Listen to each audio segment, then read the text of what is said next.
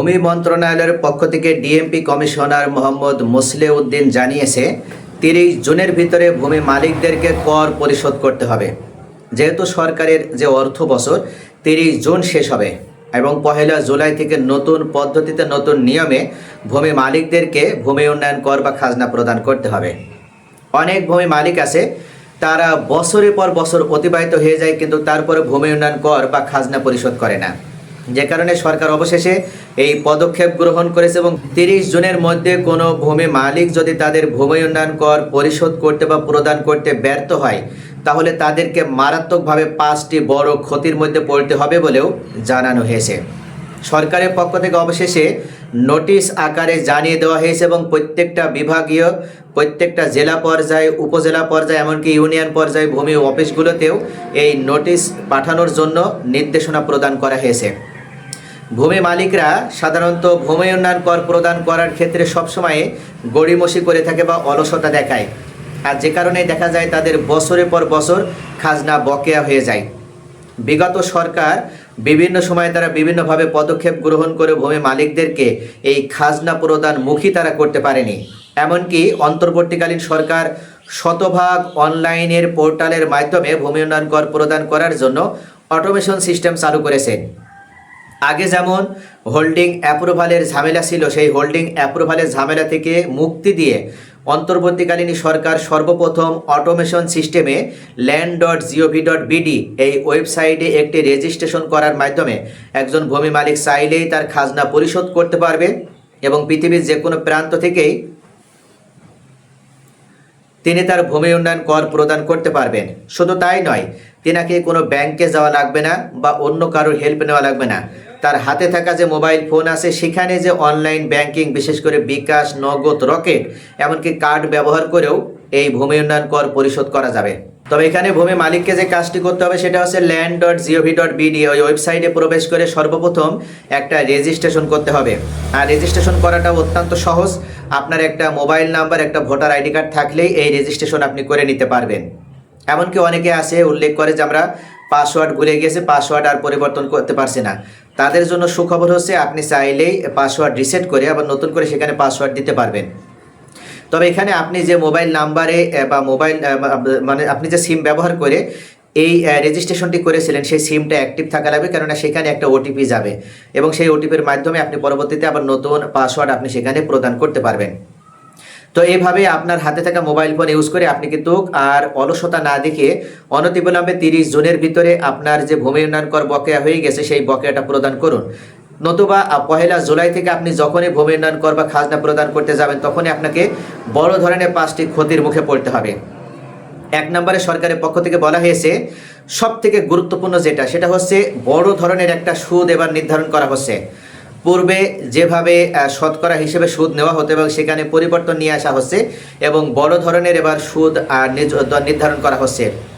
এই সুদের ভিতরে যদি আপনি পড়তে না চান বা আপনার যে ভূমি উন্নয়ন কর বকেয়া হয়েছে আপনি সেই পরিমাণে কর প্রদান করতে চান তাহলে অবশ্যই আপনাকে 30 জুনের ভিতরে খাজনা প্রদান করতে হবে।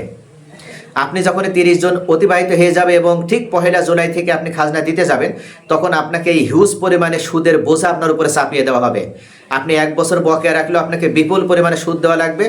2 বছর 3 বছর যদি বকেয়া থাকে তাহলে তো এমন একটা অবস্থা হবে যে আপনার 1% জমি বিক্রয় করে হয়তো খাজনা প্রদান করতে হতে পারে। তাই জমি যদি হারাতে না চান বা বড় ধরনের কোনো ডোনেশনে যদি আপনি পড়তে না চান তাহলে অনতিবিলম্বে আপনাকে 30 জুনের ভিতরে এই খাজনা পরিশোধের ব্যবস্থা করতে হবে। দ্বিতীয় যে গুরুত্বপূর্ণ বিষয় সেটা হচ্ছে যদি কারোর একটানা 3 বছরের বেশি সময় খাজনা বকেয়া হয়ে যায় এবং কোনো ধরনের যৌক্তিক কারণ ছাড়াই তাহলে উক্ত ভূমি মালিকের জমি অটোমেটিকভাবে বা সরকার নিলামে উত্তোলন করবে এবং খাস খতিয়ানের অন্তর্ভুক্ত করে নেবে। ভূমি আইন অনুযায়ী বর্তমানে ভূমি মন্ত্রণালয় অত্যন্ত কঠোরতা প্রয়োগ করছে। আপনি চাইলেই কিন্তু কার এই নিলাম থেকে আপনার জমি ফেরাতে পারবেন না, খাস খতিয়ানও মুক্ত করতে পারবেন না। তাই অবশ্যই আপনাকে কোনো বছরে খাজনা বকেয়া রেখে অন্তত 1 বছর বকেয়া হলেও 3 বছরের ভিতরে যেন খাজনা পরিশোধ করতে হয় বা পরিশোধ করতে পারেন এই বিষয়টি আপনি নিশ্চিত করবেন।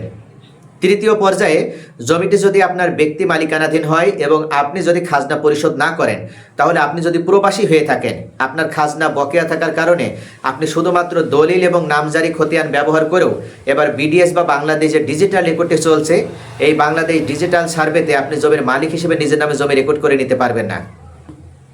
ভূমি মন্ত্রণালয়ের পক্ষ থেকে ডিএমপি কমিশনার এই মোহাম্মদ মোসলেউদ্দিন জানিয়ে দিয়েছে, অবশ্যই প্রত্যেকটা ভূমি মালিকের খাজনা পরিশোধ থাকতে হবে।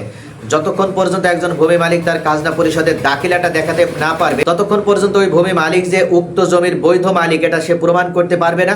আর শুধুমাত্র দলিল খতিয়ান অনুযায়ী আপনি মালিকানা আর প্রমাণ করার যে সুযোগ, সেটাও আর আপনার থাকলো না। আপনার দলিল লাগবে, খতিয়ান প্রয়োজন হবে, পাশাপাশি আপনার খাজনা প্রদানের দাখিলাটাও লাগবে। চতুর্থ পর্যায়ে সব থেকে গুরুত্বপূর্ণ যে বিষয়, সেটা হচ্ছে আপনি যদি নামজারি করে নিতে চান, তাহলে আপনার অবশ্যই ওয়ারিশান সম্পত্তিতে যেমন একটা ওয়ারিশান সনদ প্রয়োজন হবে, ঠিক তেমনইভাবে এই উত্তরাধিকার জমি বা ওয়ারিশান জমি আপনি নিজের নামে যখন নামজারি করে নেবেন, তখন অবশ্যই আপনার খাজনা পরিশোধের দাখিলাটা থাকতে হবে। অনেকেই মনে করে যখন আমি নামজারি করব তখন খাজনা প্রদান করব, আর সেই সময় আমি খাজনা দাখিলা সংগ্রহ করে আমি নামজারি করে নেব। এটা কোনোভাবে আর সম্ভব নয়। সরকার ইতোমধ্যে কঠোরতা আরোপ করেছে এবং আপনাকে 3 বছরের ভিতরে খাজনা পরিশোধ করতে হবে। আর যদি 30 জুন অতিবাহিত হয়ে যায়, তাহলে আপনার তো আর কথাই নেই। আপনার পূর্বের খাজনার যে বকেয়া, সেখান থেকে আপনার সুদ নির্ধারণ করে এই 1 জুলাই থেকে যে নতুন নিয়মে সুদ নির্ধারণ করা হবে, সেটার আলোকে আপনাকে হিউজ পরিমাণে সুদ সহ আপনাকে খাজনা প্রদান করতে বাধ্য করা হবে। তাই কোনোভাবে এই মুহূর্তে যদি আপনার খাজনা বকেয়া থাকে, 30 জুনের পূর্বে আপনাকে খাজনা প্রদানের পদক্ষেপ নিতে হবে, নতুবা আপনাকে কিন্তু চরম এক বিপদের মুখে পড়তে হবে।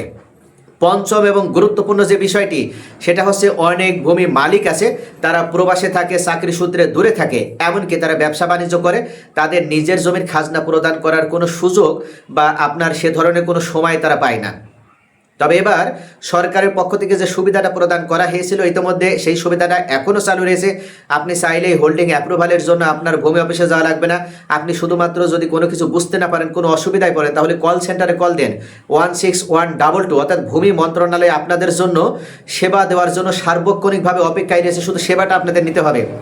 এরপরও যদি আপনারা সেবা নিতে ব্যর্থ হন, তাহলে নতুন যে সুদ নির্ধারণ করা হবে এবং নতুন যে পদ্ধতি আসছে, সেই নতুন পদ্ধতি এবং সুদের আলোকে আপনি যদি এই খাজনা প্রদান করতে যান, তাহলে এমনও হতে পারে যে আপনার জন্য হয়তো চরমভাবে ভোগান্তি অপেক্ষা করবে। আর যে কারণেই আপনি যদি ভোগান্তিতে পড়তে না চান, নতুন পদ্ধতির জটিলতায় আপনি যদি পড়তে না চান, বা বাড়তি সুদ আপনি যদি প্রদান করতে না চান, তাহলে অনতিবিলম্বে, কাল বিলম্ব না করে 30 জুনের ভিতরে আপনার জমির যদি খাজনা বকেয়া হয়ে যায়, সেটা 10 বছর হোক, 15 বছর হোক, যত দ্রুত সম্ভব 30 জুনের আগেই খাজনা প্রদান করে আপনি নিট অ্যান্ড ক্লিন অবস্থায় থাকেন, যেন 1 জুলাই থেকে নতুন সিস্টেমের আওতাভুক্ত হয়ে আপনি একজন প্রকৃত বুদ্ধিমান এবং সচেতন নাগরিক হিসেবে, ভূমি মালিক হিসেবে নিজেকে উপস্থাপন করতে পারেন। তা মনে রাখবেন, আপনাদের খাজনা প্রদান যেমন আপনার নিজ দায়িত্ব, ঠিক তেমনইভাবে সরকার এই কঠোরতা প্রয়োগ করছে। শুধুমাত্র সরকারের রাজস্ব যেমন বৃদ্ধি হবে, তেমনইভাবে আপনারা আপনাদের জমিনে বড় ধরনের কোনো ভোগান্তিতে পড়বেন না, এটাও নিশ্চিত করাই মূলত সরকারের এই মুহূর্তে প্রথম এবং অন্যতম প্রধান উদ্দেশ্য। অবশেষে ভূমি মন্ত্রণালয়ের পক্ষ থেকে আলটিমেটাম প্রদান করে 30 জুনকে একটা রেড লাইন হিসেবে উল্লেখ করা হয়েছে। এই রেড লাইন অতিবাহিত যেন কারণ না হয়, এই বিষয়ে অবশ্যই আপনাদেরকে সতর্ক এবং সচেতন অবস্থায় থাকতে হবে।